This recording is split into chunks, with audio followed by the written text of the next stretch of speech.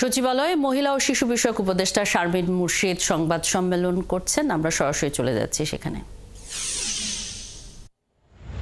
পরে রাখছি।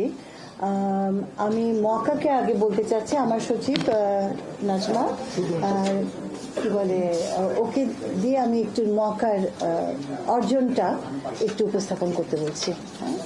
স্যার অনেক ধন্যবাদ স্যার আমাকে সুযোগ দেওয়ার জন্য।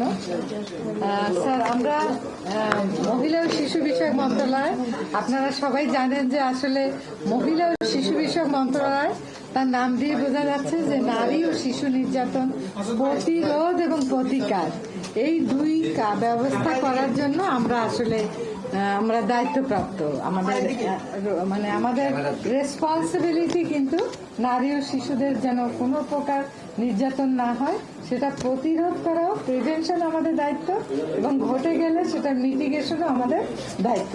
তো সে কারণে আমাদের এক্সিস্টিং কিছু সিস্টেম আছে যেটা দিয়ে আমরা করি, কিন্তু আমাদের বর্তমান যে আমাদের উপদেষ্টা মহোদয় উনি দায়িত্ব নেওয়ার পরে আমাদের অনেকগুলো নির্দেশনা দিয়েছে, নতুন নির্দেশনা, যেটার মাধ্যমে আমাদের বিদ্যমান যে নারী ও শিশু নির্যাতন প্রতিরোধের যে ব্যবস্থা আছে সেটা আরো শক্তিশালী করব আমরা, এবং সেটার জন্য আমরা ইমিডিয়েট কিছু রেসপন্সের কথা আমাদের উপদেষ্টা মহোদয় আমাদেরকে নির্দেশনা দিয়েছে। সেই অনুযায়ী আমরা একটা কর্ম পরিকল্পনাও প্রস্তুত করেছি।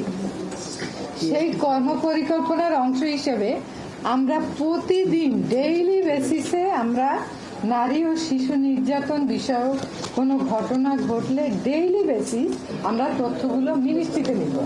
আগে আমরা করতাম, কিন্তু সেটা আমাদের একটা প্রজেক্টের মাধ্যমে আমাদের অধিদপ্তরে, এবং অধিদপ্তর আমাদেরকে রিপোর্ট দিত।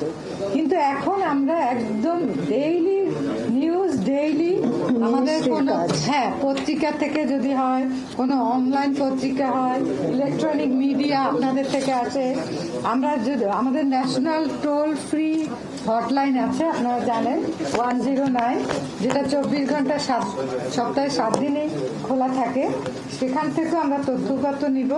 আপনারা জানেন যে আমাদের 14টা মেডিকেল কলেজ হাসপাতালে ওয়ান স্টপ ক্রাইসিস সেন্টার আছে, যেখানে কিন্তু একটা সুপার সব ধরনের, সেখানে আমাদের অ্যাডভোকেট আছে, ডাক্তার আছে, কাউন্সিলর আছে, সব আছে।